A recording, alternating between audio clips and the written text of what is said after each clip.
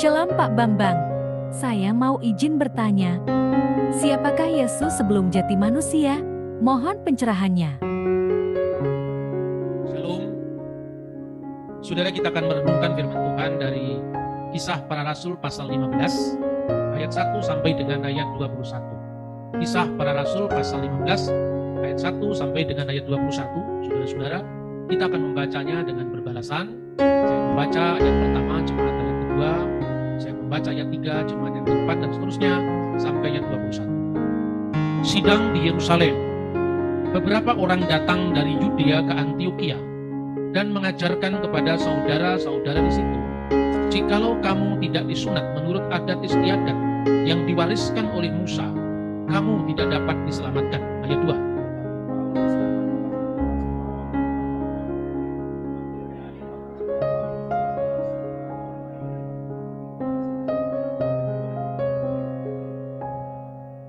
Mereka diantarkan oleh jemaat sampai keluar kota, lalu mereka berjalan melalui Fenisia dan Samaria. Dan di tempat-tempat itu mereka menceritakan tentang pertobatan orang-orang yang tidak mengenal Allah. Hal itu sangat menggembirakan hati saudara-saudara di situ.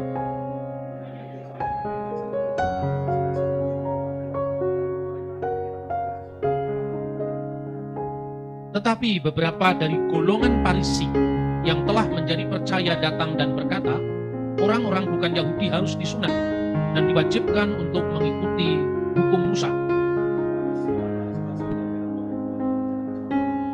Sesudah beberapa waktu lamanya berlangsung pertukaran pikiran mengenai soal itu, berdirilah Petrus dan berkata kepada mereka, "Hai saudara-saudara, kamu tahu bahwa sejak semula Allah memilih aku di antara kamu, supaya dengan perantaraan mulutku bangsa-bangsa lain mendengar berita Injil dan menjadi percaya.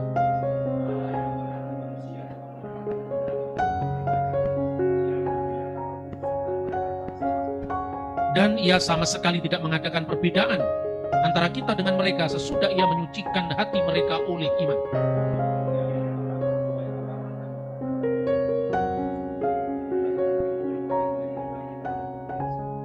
Sebaliknya, kita percaya bahwa oleh kasih karunia Tuhan Yesus Kristus, kita akan beroleh keselamatan sama seperti mereka juga.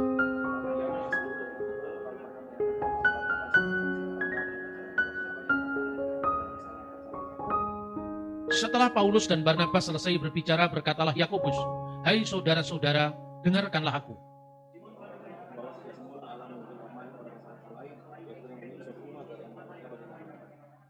Hal itu sesuai dengan ucapan-ucapan para nabi seperti yang tertulis.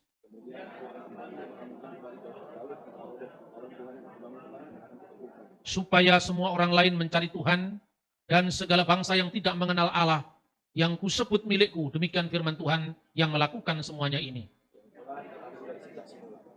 Sebab itu aku berpendapat bahwa kita tidak boleh menimbulkan kesulitan bagi mereka dari bangsa-bangsa lain yang berbalik kepada Allah.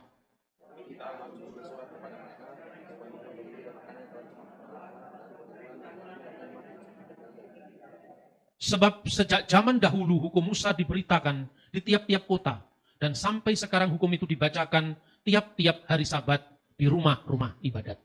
Saudara-saudara yang terkasih dalam Tuhan, kita tahu bahwa sebenarnya sejak semula jemaat Kristen itu muncul dari dua kalangan. Yang pertama dari kalangan Yahudi.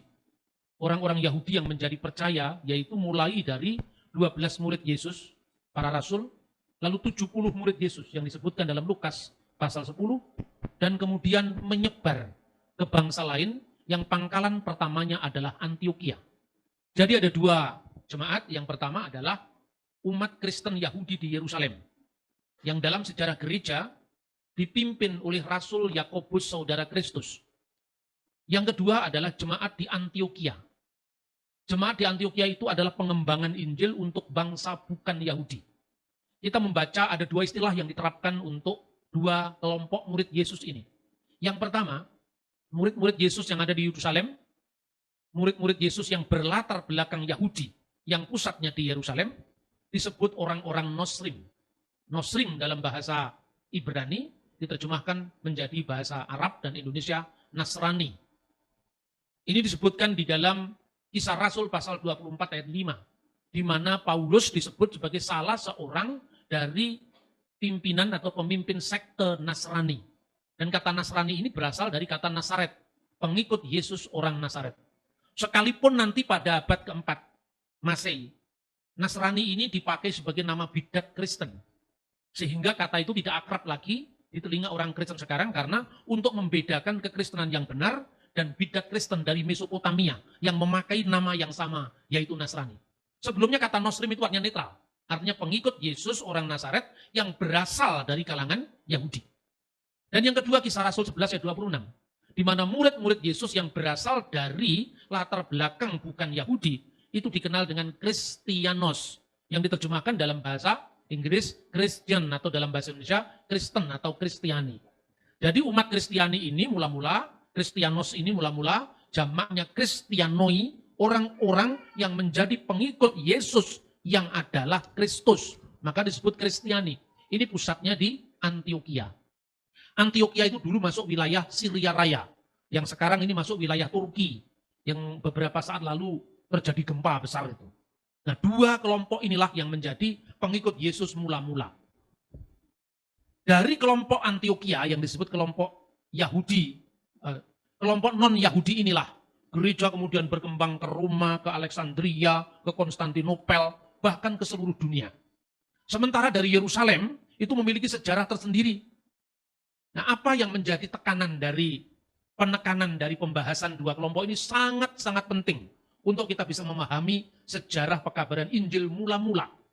Dari kalangan orang-orang Kristen Yahudi yang berpusat di Yerusalem, ini pun masih terbagi jadi dua kelompok. Ini bisa kita baca misalnya di Kisah Rasul pasal 6 ayat 1. Di mana disebutkan di sana ada orang-orang yang menjadi pengikut Yesus yang berasal dari orang Yahudi yang berbahasa Yunani dan orang Yahudi yang berbahasa Ibrani. Orang Ibrani itu adalah orang-orang Yahudi yang berbahasa Aramaik. Misalnya kata Maranatha, Gabata, Efata, Talitakum, Eli, Eli lama sabachthani, itu bahasa Aramaik. Tapi juga ada orang Yahudi yang berbahasa Yunani. Karena apa? Sejak abad ketiga sebelum Masehi, ketika Alexander Agung menaklukkan Timur Tengah, Alexandria yang ada di Mesir itu menjadi pusat pengembangan orang-orang Yahudi yang berbahasa Yunani ketika Alkitab kita diterjemahkan dalam bahasa Yunani yang dikenal dengan Septuaginta. Dari situlah kita mengenal ungkapan-ungkapan dalam bahasa Yunani yang akhirnya menyebar dan itu menjadi salah satu dari pengikut Yesus juga. Misalnya Markus. Markus itu adalah termasuk 70 murid Yesus. Dia tidak termasuk 12 rasul, tapi dia termasuk 70 murid Yesus. Bayangkan, namanya aja sudah kelihatan. Nama aslinya Yohanes. Yohanes itu ejaan Yunani dari kata Yohanan dalam bahasa Ibrani. Ibunya namanya Maryam, Maria. Disebutkan dalam Kisah Rasul pasal 10. Tapi dia disebut Markus. Markus itu bahasa Latin. Kalau waktu itu orang Yahudi namanya bahasa Latin, berarti dia orang terpelajar. Minimum selain bahasa Yunani, dia menguasai bahasa Latin sebagai bahasa administrasi kerajaan Roma saat itu. Bahasa Yunani adalah lingua franca, bahasa internasional saat itu. Bahasa Aram adalah bahasa sehari-hari yang dipakai oleh Yesus dan murid-muridnya di Yudea. Bahasa Ibrani adalah bahasa klasik untuk pengajaran kitab Torah, kitab nabi-nabi, dan tulisan-tulisan suci yang lain yang oleh kita orang Kristen kita namakan Perjanjian Lama. Jadi kitab Perjanjian Lama Kristen itu sama dengan Tanakh Yahudi, Torah, Nevim, Ketuvim. Tafsirannya beda, tapi teksnya sama. Nah, jadi saya ulangi lagi. Ada murid-murid yang berasal dari kalangan Yahudi yang masih dibagi dua. Yahudi diaspora yang rata-rata berbahasa Yunani dan Yahudi asli yang berbahasa Aram dan bahasa klasiknya Ibrani. Maka kalau kita mengatakan haleluya itu bahasa Ibrani. Tapi Maranatha itu bahasa Aram. Loh, kok bisa ya? Iman Kristen itu mengawasi semua bahasa. Ya memang Tuhan Yesus telah memplanning untuk itu. Kalau Anda lihat agama-agama lain kan itu munculnya satu bahasa, satu budaya. Tapi Kristen nggak bisa diidentikan dengan budaya Ibrani. Karena Ibrani hanya salah satu warisan dari kekristenan. Tapi ada Aramaik, ada Yunani. Karena apa? Bahasa internasional. Kalau pakai bahasa Ibrani, bagaimana Paulus mengabarkan Injil di Korintus? Tidak berbahasa Ibrani, mereka di Roma. Tidak berbahasa Ibrani, mereka bahasa Yunani. Bahasa Latin, bahasa administrasi. Makanya namanya Markus. Markus itu nama kaisar Roma, nama keren itu. Kalau di Jawa orang namanya Budiono itu rakyat biasa. Ya.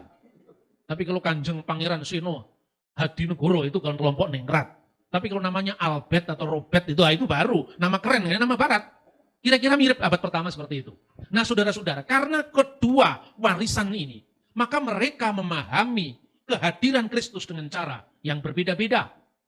Ketika Paulus mengabarkan Injil dan Tuhan memberikan mujizat yang sama, tanda-tanda ajaib yang sama bagi orang Yahudi dan bagi orang bukan Yahudi.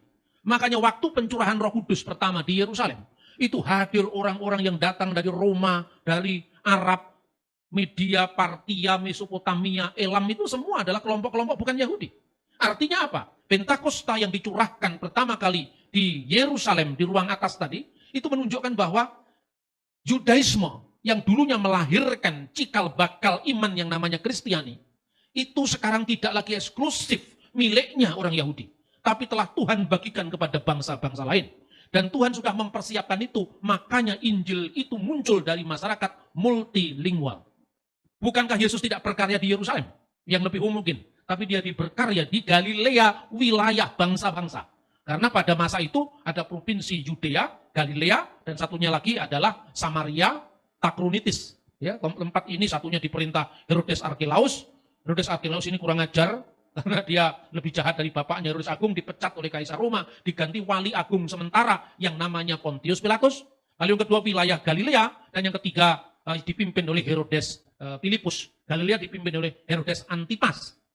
Nah, saudara-saudara, tentang Galilea itu nubuatan dalam kitab Nabi Yeremia, pasal 8 ayat 23, yang disebut Tuhan di kemudian hari akan memuliakan jalan laut seberang Yordan, Galilea wilayah bangsa-bangsa. Dari situlah Injil dimulai, yaitu Injil dimulai di Gelil Hagoyim, Galilea wilayah bangsa-bangsa, oleh karena itu bahasanya juga multilingual. Ini bukan kebetulan, semua ini adalah rancangan Tuhan, maka begitu gereja berdiri, dia mewarisi warisan kebudayaan ini. Nah, karena warisi budaya yang berbeda, proses untuk saling mendewasakan diri itu terjadi. Apa yang pertama-tama memancing kontroversi itu? Pertama, orang-orang Farisi yang sudah menjadi percaya. Karena waktu itu banyak orang-orang Farisi yang menjadi percaya. Sekte Yahudi itu ada Saduki, ada Farisi, ada Eseni yang meninggalkan bagi kita laut mati, itu penemuan naskah gulungan laut mati. Kemudian Farisi, setelah Farisi, dari Farisi itu muncul Nostrim, yaitu Nasrani tadi. Jadi kalau ada orang mengatakan Kristen itu nyolong kitabnya Yahudi, orang nggak ngerti sejarah. Ya, kecuali kalau Anda lahir di Cina memakai kitab Taurat, itu namanya nyolong kitabnya Yahudi. Namanya juga sama-sama Yudaisme. Dan Farisi itu salah satu varian dari Yudaisme. Ada Eseni, ada Saduki. Sadukinya punah, karena bait Allah sudah punah, mereka kehilangan pekerjaan. Kan biasanya kan menjadi imam besar, penguasa bait Allah hancur tahun 70, hilang orang Saduki. Eseni dihancurkan Roma tahun 68 Masehi. Tinggal dua sekarang, yaitu Farisi yang kemudian mereformasi diri sejak abad kedua, sejak zamannya Rabi Yohanan ben Zakkai, pasca runtuhnya bait Allah di Yerusalem, itulah yang sekarang disebut Yahudi Rabinik. Sementara satunya lagi kelompok pengikut Yesus dari Nazaret, itulah Kristen. Jadi sama-sama Yahudi mula-mula. Tidak ada yang colong-menyolong itu. Ini memang mulutnya kaum polemikus itu memang tidak terdidik. Ngomongnya keras, tapi isinya tidak ada. Kadang-kadang data sejarahnya mana tidak ada. Tidak bisa menunjukkan. Kecuali ayat dicomot ayat, kemudian dipenuhi oleh kebencian dengan yang lain. Kalau bagi saya, kita beda ya beda lah. Tidak usah kita ributkan, gitu aja kok repot, kata Gus Dur kan gitu dulu kan. Beda ya beda itu soal pilihan, tapi jangan memfitnah orang lain. Maka saya selalu menjelaskan sejarahnya panjang lebar. Kalau nggak panjang lebar nggak bisa. Karena ini runutan sejarah yang panjang. Bayangkan, 2000 tahun kemudian mau disingkat seperti apa. Ya kan? Tapi paling tidak ada tema-tema sentral yang seharusnya kita kuasai. Saya ngomong sama murid-murid saya. Kamu kalau belajar dari saya, kalau kamu mimpi belum pada tema ini, kamu belum lulus. Jadi orang itu kalau belajar sungguh-sungguh mimpi pun, itu mimpi pelajaran. Tapi kalau kamu mimpi masih babi guling, itu belum lulus. Berarti belum masuk. Ya kan? Nah, kelompok pertama ini ingin memaksakan hukum Yahudi kepada kelompok yang kedua. Kelompok Yerusalem ingin memaksakan hukum Musa ini kepada kelompok Antioquia. Lalu karena kemiskinan data sejarah itu, para polemikus itu menuduh luar biasa, dan biasanya kambing hitamnya Rasul Paulus. Paulus telah memalsukan Injil. Paulus telah membebaskan orang-orang untuk tidak mengikuti hukum Taurat. Yang dibebaskan Paulus itu yang mana? Karena dalam sejarah ini bukannya sejarah Kristen. Anda bisa cross-check dari saudara kita orang Yahudi Rabinik itu. Ada dua hukum yang ditentukan untuk umat manusia. Nah, satu, hukum Nuh. Hukum Nuh itu diangkat dari mana? Dari kitab Kejadian pasal 9. Hukum Nuh.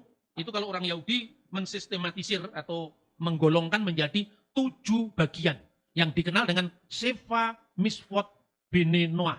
Sefa itu 7, Misfot itu hukum-hukum, Bene, Noah itu anak-anak Nuh. Ya. Dan yang kedua adalah Hataryak, Misfot, Mose. 613 hukum Musa. Nah, jumlah 613 hukum Musa, 7 hukum Nuh, itu bilangannya baru muncul setelah masa Kristen. Kira-kira mulai abad ketiga. Tapi isinya itu juga. Ya. Jadi hukum Yahudi itu berlaku bagi orang-orang Yahudi, ini berlaku hukum Musa. Ketika murid Yesus ada yang dari kalangan Yahudi, mereka tetap memakai hukum Yahudi ini. Makanya Paulus menyunatkan Timotius. Coba baca di Kisah Rasul 16 ayat 1 sampai dengan 3. Paulus mau agar Timotius yang beserta dengan dia disunatkan. Paulus menyunatkan Timotius. Jadi Paulus tidak pernah menghalangi hukum sunat. Karena apa? Timotius disunatkan. Tapi masalahnya kenapa Timotius melarang menyunatkan Titus dalam Galatia? Ya kan? Ya memang harus dilarang karena Titus orang Yunani. Timotius ibunya Yahudi. Jadi Paulus justru menegakkan hukum ini, pembagian hukum Nuh dengan hukum Musa ini. Kan clear kan? Kalau sampai hari ini saudara kepingin tahu orang Kristen yang dalam kehidupan gerejawinya bersunat, itu gereja ortodok koptik disunat. Tapi yang menyunatkan anakmu jangan melarang orang lain tidak bersunat. Karena sunat bukan ukuran keselamatan.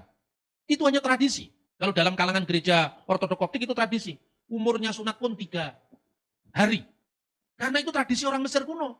Orang Yahudi tradisinya lebih kemudian daripada tradisi Mesir. Karena apa? Abraham itu hidup tahun 2000 sebelum Masehi. Kalau Anda pergi ke kuil Karnak di Mesir, itu gambar praktek orang Kitan itu sudah muncul 1000 tahun sebelum Abraham. Itu sunat sebagai tradisi. Nah sekarang kalau kamu menonjolkan sunat sebagai setia pada hukum Musa atau hukum Ibrahim, kamu sunat pada hari keberapa? Hari ketiga, ya bukan hukum Ibrahim. Karena Abraham disunat pada usia 8 hari. Berarti kalau disunat usia 3 hari, ini sunat gaya Mesir, ini kontekstualisasi. Kamu sunat umur berapa? Saya sunat 12 tahun Pak, ya bukan Ibrahim. Wong Ibrahim umur 8 kok. Kamu sunat lulus SD Pak, ya bukan Ibrahim. Ibrahim angka 8 kok, usia 8 hari gitu loh. Jadi jangan sok lah, tahu sejarah dulu. Ya, tuh. Kemudian mau dipaksakan kepada orang bukan Yahudi. Jelas Paulus dipersoalkan. Tapi Paulus tidak pernah membatalkan apapun. Dia hanya mengembalikan pada relnya. Ya, yang percaya pada Yesus itu dilihat kamu dari golongan apa? Dari golongan Gentiles, dari golongan Gojim. Ya sudah ikut hukum Nuh. Berarti boleh dong makan babi, boleh. Siapa yang melarang? Memang zaman itu boleh kok. Babi baru dilarang setelah tahun 1400 sebelum Masehi, zamannya Musa. Dan hukum itu hanya berlaku bagi orang Yahudi. Ini kacau balau, orang-orang pada bingung nyalain saya. Tapi saya selalu, ayo kita adu data. Coba kamu baca teks ya, Yahudi punya ini. Namanya Traktat Sanhedrin 86a. Itu disebutkan ya, hukum Nuh itu ada 7. Ini kalau tidak paham ini kita tidak sulit memahami sejarah gereja awal. Ya, kecuali kalau sejarah gereja Betel, Pentakosta itu boleh. Ya, tapi detailnya Anda mesti belajar dari abad pertama.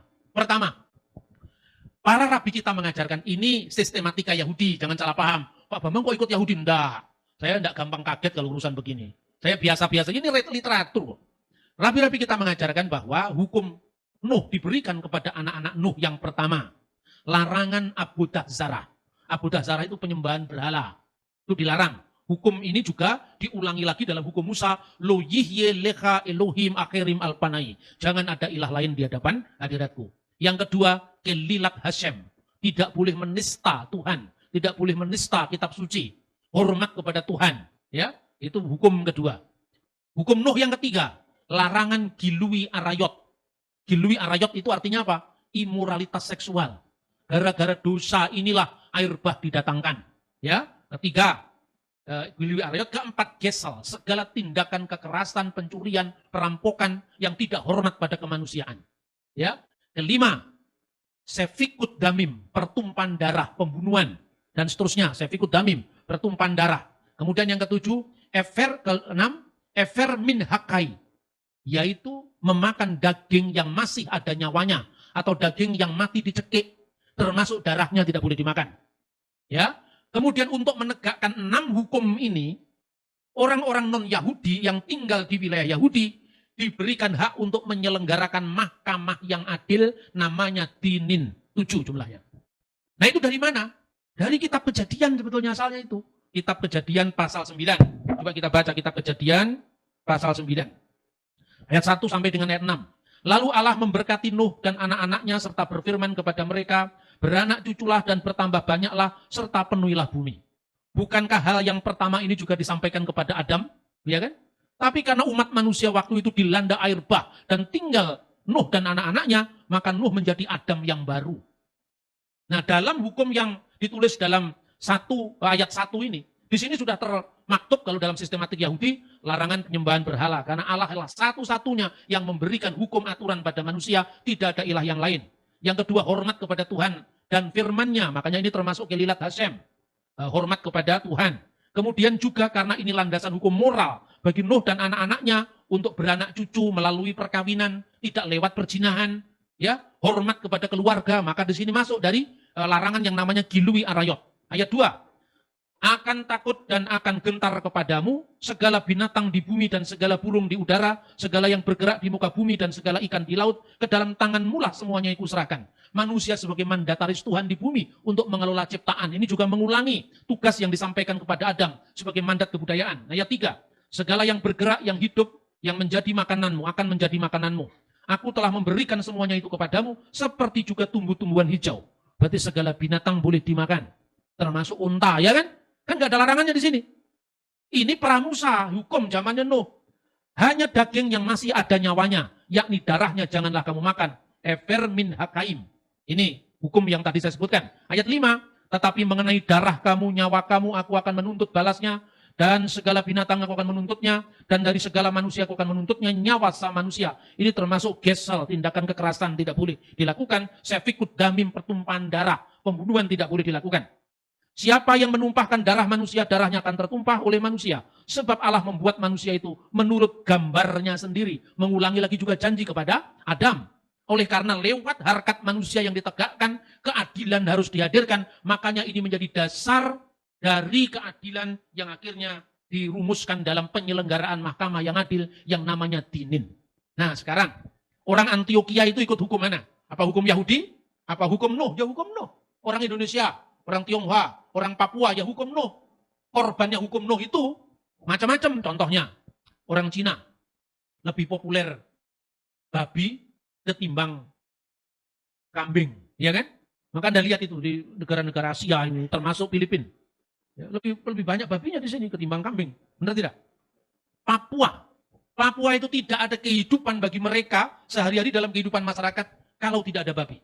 Makanya ada seorang antropolog sekaligus dia seorang hamba Tuhan, namanya adalah Don Richardson. Dia nulis buku yang judulnya Anak Perdamaian, di mana babi sangat penting untuk orang-orang Papua. Ketika suku-suku berperang, ketika mereka damai mesti ada babi, bukan kambing. Iya toh? Apakah itu salah? Atau salahnya babi itu apa? Kita benci dengan babi. Tapi saya akan tunjukkan kapan babi mulai dibenci. Itu ada sejarahnya. Sejarahnya khususnya bagi Israel. Mereka yang bukan Israel kok ikut benci babi. Nggak punya sejarah yang sama. Ya kan? Orang Arab korbannya apa? Unta. Itu tampak dari riwayat-riwayat Muslim sendiri. Misalnya tentang kakeknya Kanjeng Nabi Muhammad, Nabi umat Islam, Abdul Muthalib. Ketika menebus anaknya yang namanya Abdullah dari pengorbanan yang terjadi pada masa pra-Islam. Dia ditebus dengan 100 ekor unta. Padahal unta menurut hukum Yahudi juga low kosher. Jangan kamu makan yang pertama unta dulu. Baru yang kedua pelanduk, yang ketiga kelinci. Lah, padahal di Magetan banyak orang suka sate kelinci. Rata-rata penjualnya Muslim. Benar toh? Jadi artinya jangan memaksakan hukum yang berlaku bagi kita terhadap orang lain.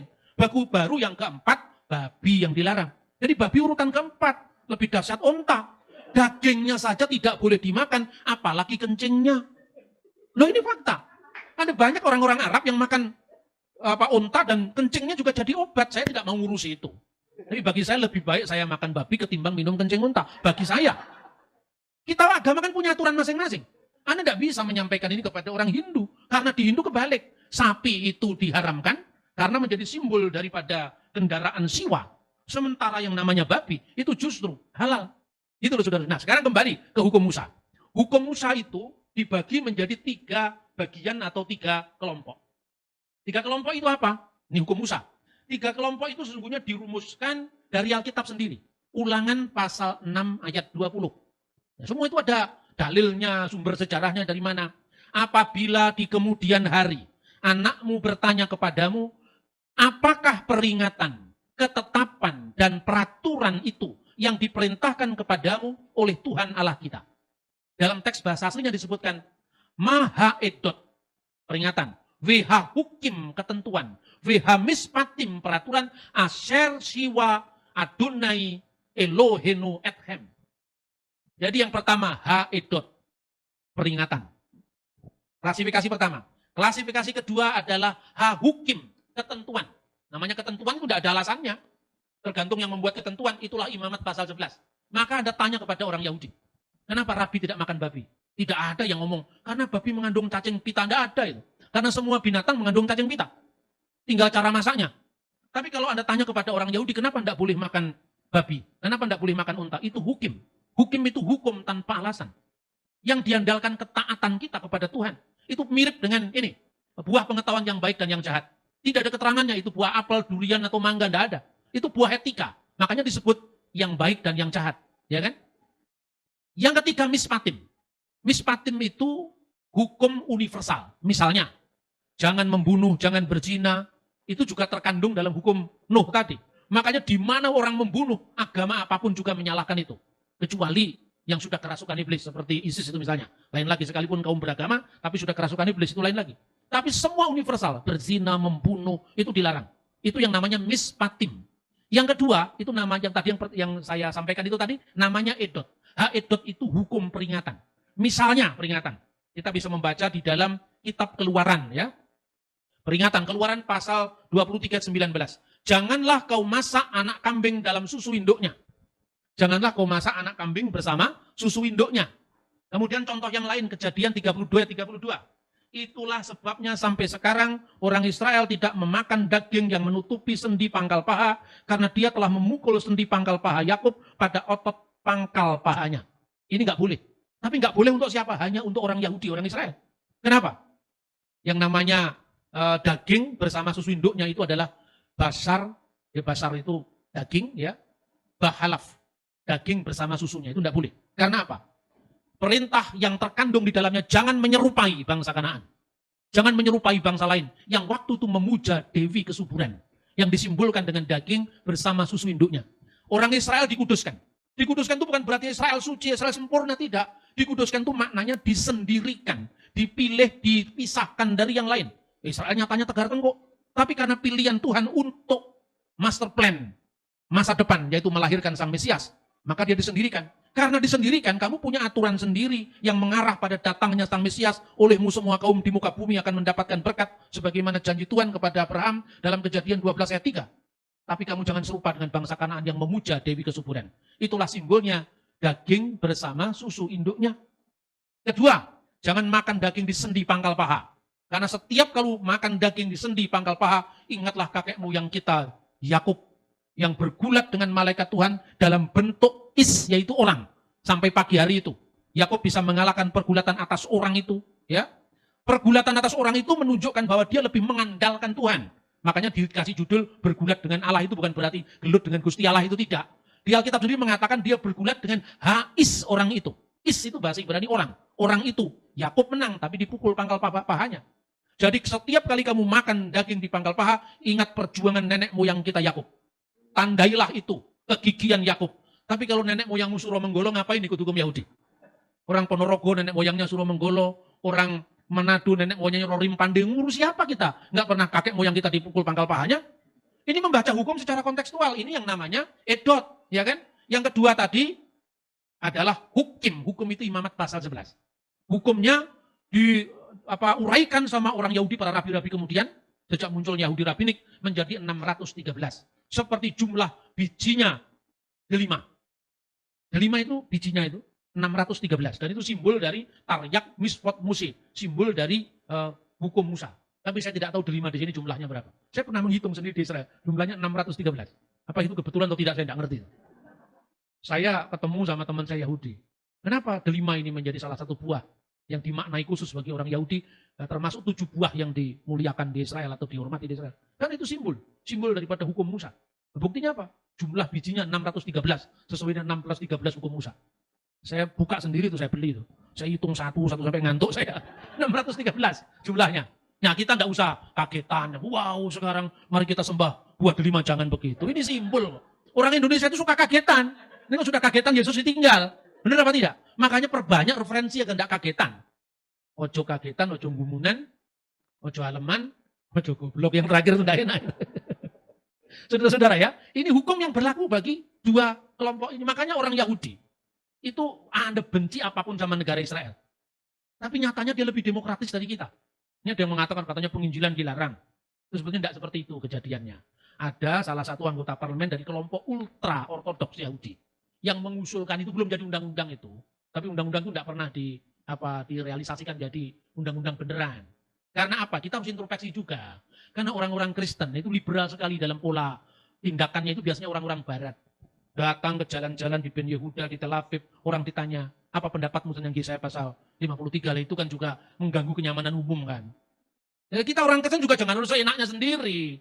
Kita harus menghormati privasi orang Yahudi. Di jalan-jalan itu bukan tempatnya orang nanya-nanya Yesaya 53 apa. Itu kan bukan cara yang santun, bukan caranya kaum priayi itu.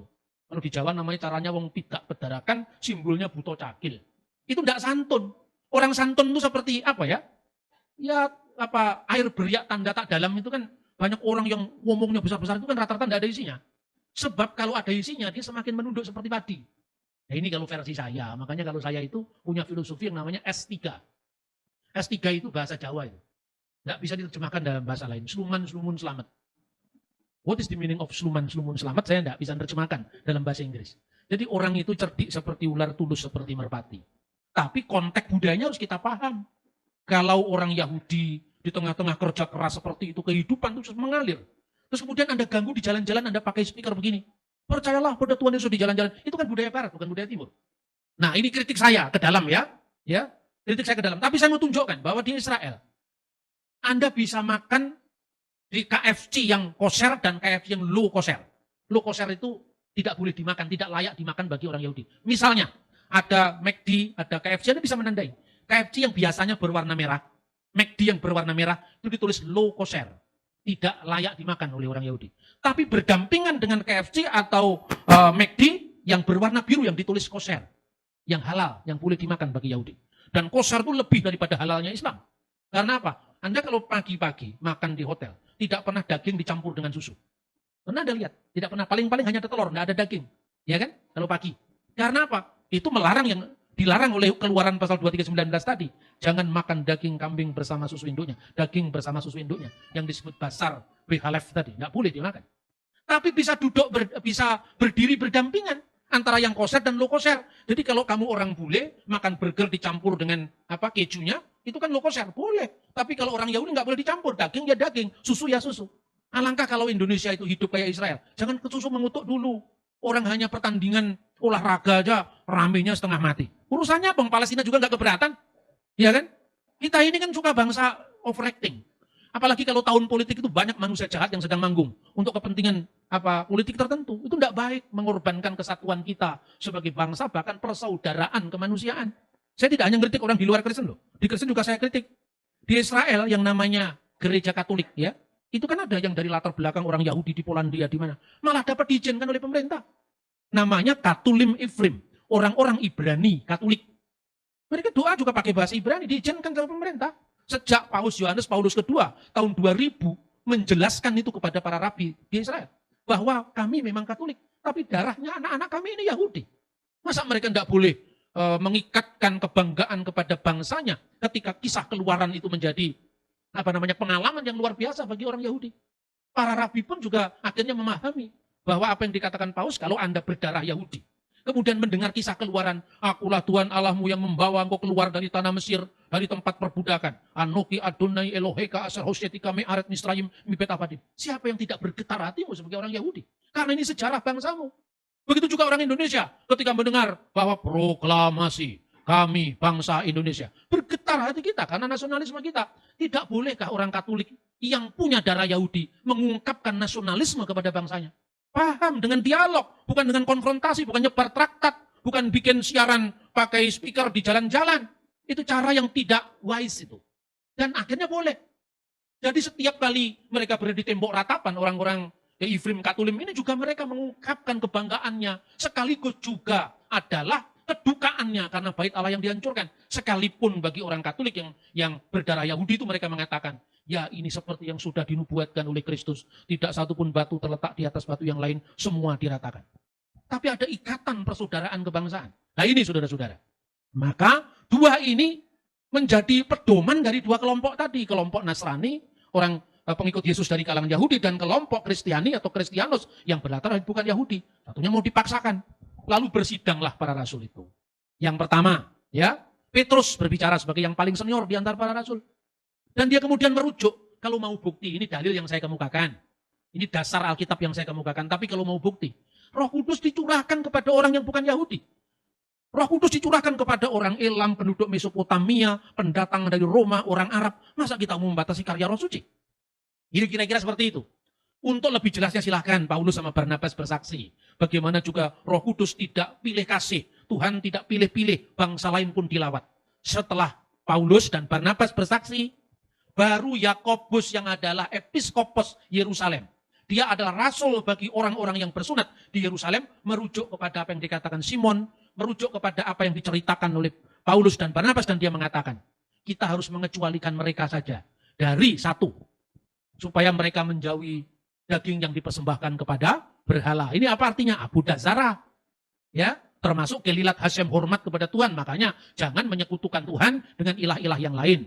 Kemudian dari percabulan, itu termasuk hukum yang namanya Gilui Arayot tadi. Kemudian dari darah, artinya dari tindakan kekerasan, pembunuhan, termasuk gesel dan sefikut damim. Kemudian jangan memakan binatang yang mati, dicekik. Itu yang disebut efer min hakai. Dan untuk itulah kita tegakkan hukum itu, dinin, diputuskan. Makanya atas putusan Roh Kudus dan putusan kami. Putusan itu kan ciri khas pengadilan. Tuhan memberikan itu, refleksi kembali kepada hukum Nuh bagi yang bukan Yahudi. Tapi bagi yang Yahudi kamu melaksanakan hukum Musa, tapi jangan jadi sandungan bagi bangsa yang lain. Lalu dikirimlah orang-orang pergi ke Antioquia. Inilah jawaban resmi dari para rasul. Jadi yang pertama kita simpulkan, fitnah kepada Paulus itu tidak berdasar. Karena dalam konteks ini, Paulus itu bukan aktor utama. Aktor utamanya Petrus dan Yakobus. Paulus masih sangat junior saat itu. Tapi Tuhan tidak pernah pilih-pilih. Justru Paulus dipakai karena Paulus junior. Karena mungkin, ini mungkin salah satu kemungkinan. Pauluslah yang paling siap dengan budaya non-Yahudi. Petrus itu mungkin, atau Yakobus itu mungkin mainnya kurang jauh. Referensinya mungkin masih sebatas Yerusalem. Karena Paulus itu orang dari suku Benyamin, kelahirannya di Tarsus. Yahudi yang sudah banyak sekali berjumpa dengan budaya-budaya bukan Yahudi. Dipakai sama Tuhan. Jadi tidak benar kalau Paulus mencipta agama Kristen. Jadi kadang-kadang saya ini gimana ya, menjelaskan orang-orang yang sudah termakan dengan doktrin yang berabad-abad. Tapi itu diungkapkan dengan nada kebencian yang berlarut-larut. Dan gayanya bersungut-sungut. Ya itu gimana caranya? Saya mau tunjukkan bukti dia tidak pernah baca buku. Nanti kita mau tunjukkan teks bahasa Inggris katanya itu misionaris. Gimana caranya? Makanya saya selalu minta hikmat kepada Tuhan. Gimana cara mengatasi kelompok yang tidak mau tahu ini? Ya sudah, kamu jangan putus asa. Karena itu memang wilayah kita. Kalau kamu putus asa, kamu kalah dengan setan. Setan itu satu keunggulannya hanya telaten. Coba jangan dengan kita. Yesus saja ditunggu waktu yang baik waktu mencobai dia. Dan luar biasanya, setan juga ngutip Mazmur 91. Jadi kalau saya sekarang ada banyak orang-orang anti-Kristen menggunakan Alkitab untuk menyerang Kristen, iblis sudah lakukan itu. Jadi saya tidak mengatakan mereka mengikuti iblis, tidak, tapi mirip iblis. Iblis juga seperti itu dulu. Jadi jangan kemudian kita malah minder dengan mereka. Tunjukkan bukti-bukti itu. Lama-lama, itu kalau batu sekeras apapun ditetesi air, lama-lama pecah juga. Maka telaten, sabar. Ya. Terus kedua, saya tunjukkan bukti-bukti itu. Bukti sejarah, dengan saya tunjukkan naskahnya dan sebagainya. Ini loh, kamu mengatakan Injil itu dipalsukan. Ini naskah yang dari peristiwa yang paling dekat, hanya berjarak 18 tahun aja kami ada kok. Coba Anda pergi ke Switzerland. Di sana ada Biblioteka Bodmeriana, itu tersimpan Injil Yohanes yang namanya Papirus 66. Rasul Yohanes meninggal tahun 96, naskah itu ditemukan tahun 120. Hanya 24 tahun. Pergi ke John Ryland Library di Inggris. Itu sudah disimpan Papirus 52, itu ditemukan di Mesir. Hanya berjarak 18 tahun. Di mana ada sekarang? Di dunia ini. Punya kitab yang jaraknya hanya belasan tahun lagi, yang dituduh palsu itu kita. Makanya saya selalu tunjukkan ini, naskahnya ini. Ya, ini berasal di tahun ini, hasil uji karbon oleh profesor ini saya tunjukkan. Kalau kamu nggak percaya uji karbon sendiri, minta izin sana. Terus kedua, bentuk hurufnya seperti apa. Gitu loh. Ini karena in the beginning was gregetan saya ini. Makanya jadilah orang seperti saya sekarang ini. Karena apa? Itu hidup saya itu selalu dipenuhi oleh bagaimana cara ngatasi orang-orang yang kurang referensi ini. Dan kadang-kadang kalaupun sudah tahu referensi, ini biasanya juga dari orang yang pernah bergaul dengan saya, lalu diambil, dicomot-comot. Tapi karena yang lain nggak pernah dengar kajian seperti ini, wow, seolah-olah hebat. Di dalam naskah Qumran itu tidak ada yang jelas mengatakan Ishak yang nyaris dikorbankan. Ya naskahnya Kejadian memang tidak ada karena pas pasal 22 itu kepotong. Tapi naskah lain yang ada. Kemungkinan teman ini juga tahu kalau naskah yang lain itu. Tapi karena itu tadi, ya ketidakjujuran. Tapi justru yang dituduh tidak jujur itu saya. Kan aneh ini. Sumbernya siapa dulu? Mengenal naskah-naskah Laut Mati sekitar tahun 98. Seminari-seminari pun itu kalau ngajari tentang naskah Laut Mati itu sambil lari. Bukannya sambil lalu. Sambil lari makanya tidak pernah nancep di sini. Itu saya jadikan gaya hidup saya. Naskah Laut Mati nomor sekian, nomor sekian. Sehingga ketika orang mengatakan, wah kenapa kamu Kristen kok percaya Yesus itu anak Allah? Yahudi itu tidak percaya. Saya gampang. Yahudi yang mana yang tidak percaya? Itu Yahudi yang direformasi abad kedua. Itu dari perkembangan orang-orang Parisi. Coba Anda lihat Yahudi Eseni. Kan Yahudi juga itu. Eseni dari tahun 150 sebelum Masehi. Di situ ada naskah yang ditemukan di gua keempat Qumran. Dan di situ dalam naskah bahasa Aram, itu mungkin adalah tafsiran dari kitab Daniel pasal 7. Jelas-jelas pada kolom kedua dikatakan. Ya, baris pertama, kolom kedua. Bereh di el yitamar ubar elyon yikroneh. Bahwa namanya akan disebut anak Allah. Mereka akan memanggilnya anak Allah yang maha tinggi. Bandingkan dengan Lukas pasal 1:35. Loh, jadi anak Allah juga. Ya, maka mainnya kurang jauh. Bahwa soal kemudian Kristen berbeda pendapat dengan Yahudi. Kita berasal dari rahim yang sama. Dari kitab suci yang sama. Sekalipun tafsirannya berbeda. Ketimbang kalau orang yang muncul dari rahim yang lain. Rahim Buddha yang lain. Hindu, Buddha, Konghucu. Tiba-tiba ngutip Taurat itu alasannya apa? Kan gitu kan? Nah ini saudara-saudara, makanya itu pendekatan pertama, pendekatan historis dan teologis. Karena kalau pendekatan teologis saja, tidak cukup. Mengapa tidak cukup? Karena tiap orang punya kitab suci masing-masing. Jadi teologis menurut siapa? Karena ini firman Tuhan Pak, bahwa babi itu memang haram. Ya haram bagi firman Tuhannya orang Islam. Tapi tidak bagi Tuhannya orang Hindu. Kita kan Bhinneka Tunggal Ika. Maka aspek sejarah harus kita tonjolkan dulu saya bilang. Terakhir ini, kapan babi mulai dibenci? Nah ini. Ya, kapan babi mulai dibenci? Ada sejarahnya. Yang pertama tadi sudah saya bilang kan, bahwa menurut hukum Nuh, babi bukan termasuk list yang dilarang. Tidak masuk list itu. Babi, unta nggak masuk. Jadi kalau sekarang Anda membayangkan, jijik makan babi. Anda bayangkan kira-kira, kalau orang lain jijik minum kencing unta, apakah itu punya hak yang sama dengan kejijikanmu memakan daging babi? Kan gitu kan? Makanya untuk membebaskan dari subjektivitas keagamaan semacam ini, saya lewat pendekatan budaya. Pendekatan budaya misalnya gini. Ini sekarang ngomong bangsa kita dulu, baru kita ngomong Israel ya. Satu. Anda pernah datang ke Candi Borobudur? Pernah lihat relief-reliefnya? Oh enggak, itu hanya sekilas. Ini biasanya gitu. Anda cari namanya relief Karma Wibangga.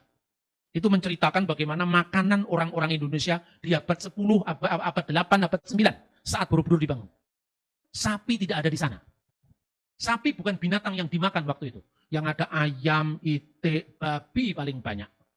Karena waktu itu babi makanan favorit raja. Raja-raja Nusantara. Termasuk raja-raja Majapahit, Sriwijaya. Kalau pergi ke hutan yang dicari itu celeng. Saudaranya babi. Tidak pernah cari sapi. Nah ini contoh pertama. Makanya ketika Islam masuk. Ya, ketika Islam masuk kemudian memperkenalkan babi tidak boleh dimakan. Orang Majapahit kaget-kaget. Loh kenapa enak kok tidak boleh dimakan? Terus itu diabadikan dalam bentuk tembang. Ya. Nulyo ono wong anom sawiji. Kemudian ada seorang muda ya. Moro ngucap maring putra Cempo. Dia mengatakan kepada Sunan Ampel yang bergelar Putra Cempo, ya kan? Yo iku kurang pikire. Orang ini pikirannya enggak genap ini. Loh itu kan omongannya orang Majapahit karena apa? Keanehan yang dibawa oleh Kanjeng Sunan Ampel. Di mana anehnya?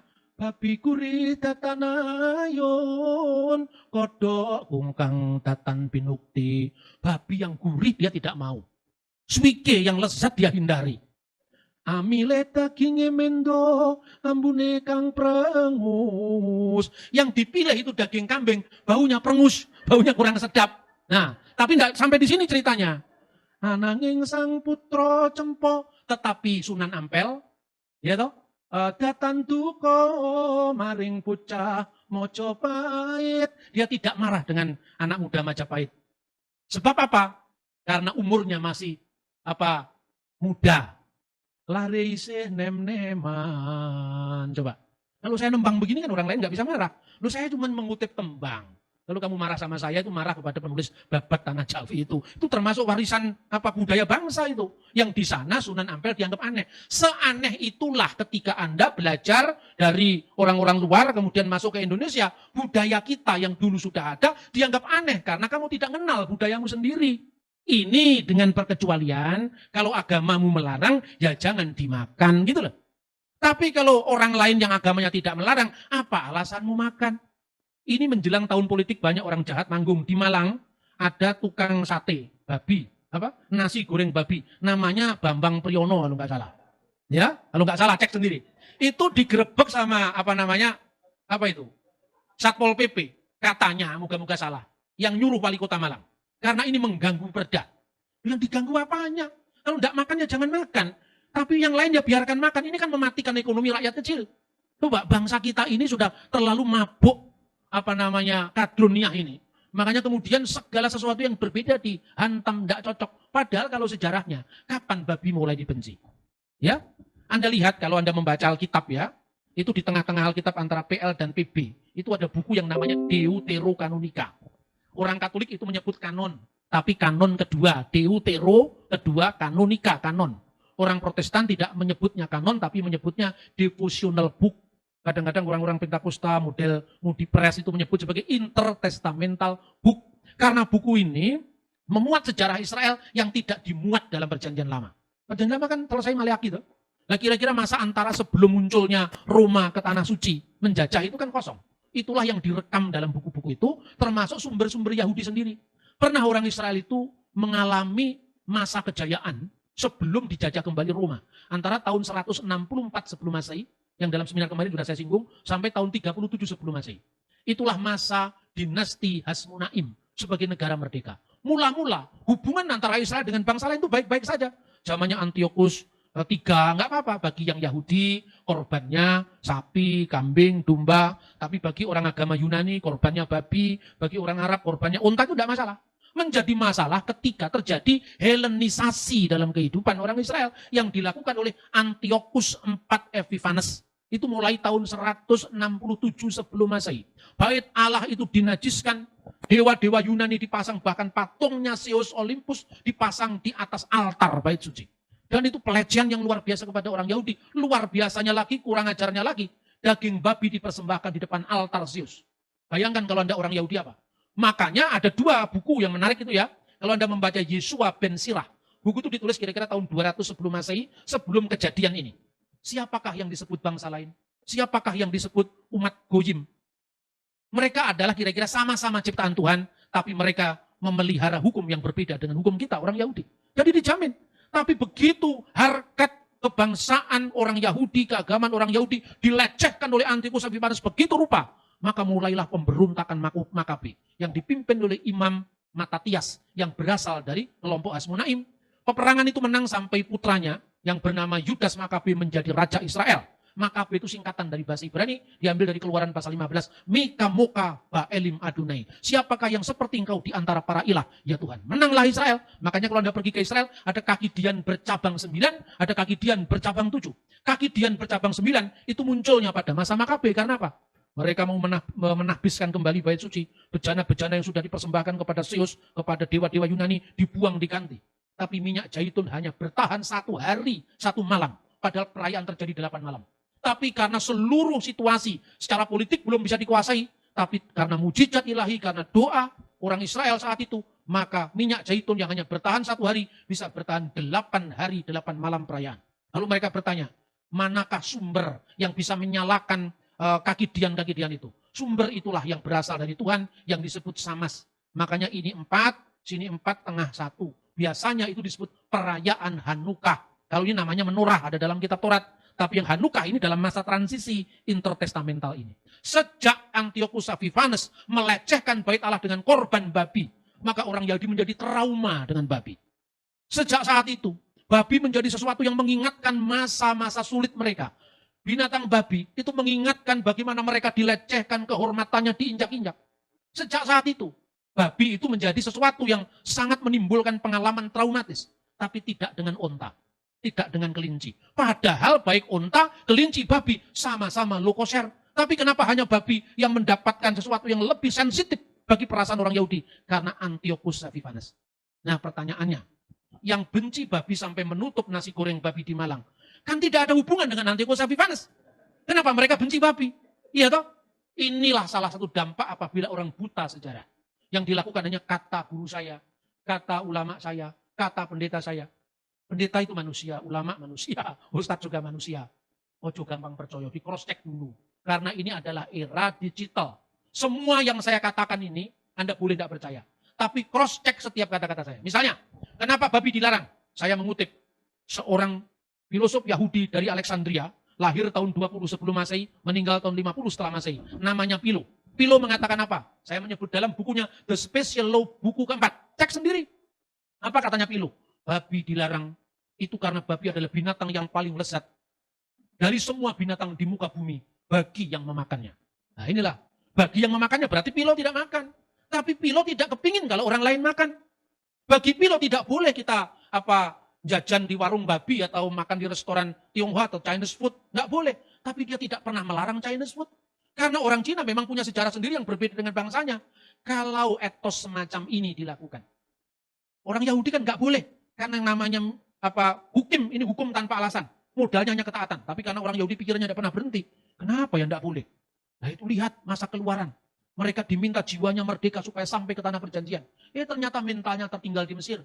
Ya toh? Biasanya mereka menyembah putra dari Dewi Hathor. Yang namanya adalah Happy. Makanya mereka tergoda membuat sapi. Patung anak lembu emas. Mereka biasa disuguhi dengan makanan-makanan daging. Mereka bayangkan daging. Kalau daging kambing saja betapa lezatnya.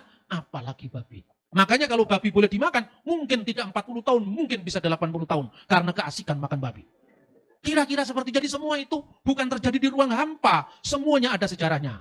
Maka kita orang-orang Kristen, silakan kita beriman dengan teguh iman. Tapi tidak perlu kita harus mengurusi orang lain. Kecuali terpaksa. Karena urusan ini kan urusan bangsa, urusan negara, urusan masyarakat bersama. Dan yang lebih-lebih ketika iman kita disalahpahami adalah hak jawab kita untuk menyampaikan apa yang kita yakini, tidak seperti yang dituduhkan banyak orang. Dan yang ketiga, apapun perbedaan kita, kalau tidak ketemu di satu aspek teologi, kita bisa bertemu di kemanusiaan. Karena kriteria kebenaran itu dia hanya satu. Ada ortodoksia, kebenaran ajaran. Ada ortolatria, kebenaran dalam penyembahan. Karena kebenaran ajaran kan berkaitan dengan penyembahan. Yang ketiga, ortopraksia. Inilah wilayah bersama yang bisa kita uji. Dari buahnya lah kamu akan mengenal. Itu yang diberikan kepada dari ortopraksinya. Yesus memuji orang Samaria. Sekalipun dia mengatakan, kamu menyembah Allah yang tidak kamu kenal. Kami menyembah Allah yang kami kenal. Karena keselamatan datang dari bangsa Yahudi. Ortodoksinya dikritik, tetapi ortopraksinya dipuji. Jadi kalau Anda tidak bisa ketemu dengan saudaramu Muslim, Hindu, Buddha, ketemulah dalam ortopraksi. Buah-buah roh, kelakuan yang baik misalnya. Kalau dengan orang Farisi, Yesus mengatakan telah duduk di atas kursi Musa. Berarti secara metodologi pengajaran, ortodoksinya betul. Tetapi kelakuannya tidak benar. Makanya kalau mereka ngajar, kamu dengarkan. Tapi kalau mereka punya kelakuan, jangan kamu contoh. Nah, kalau saudara tidak bisa ketemu pada kebenaran ajaran, serahkanlah kepada Roh Kudus yang membimbing kepada seluruh kebenaran. Tetapi jangan jemu-jemu untuk berbuat baik, menyatakan kebaikan Kristus kepada semua orang, apapun agamanya. Inilah pesan yang disampaikan melalui sidang para rasul itu, sehingga iman kami tidak menjadi batu sandungan bagi yang lain. Kiranya firman Tuhan itu semakin memperlengkapi kita dalam iman percaya kita, dalam mengiring Yesus Kristus sampai akhir. Saya ingin Anda bersama-sama dengan saya menyanyi satu lagu yang sudah lama. Ku mau cinta Yesus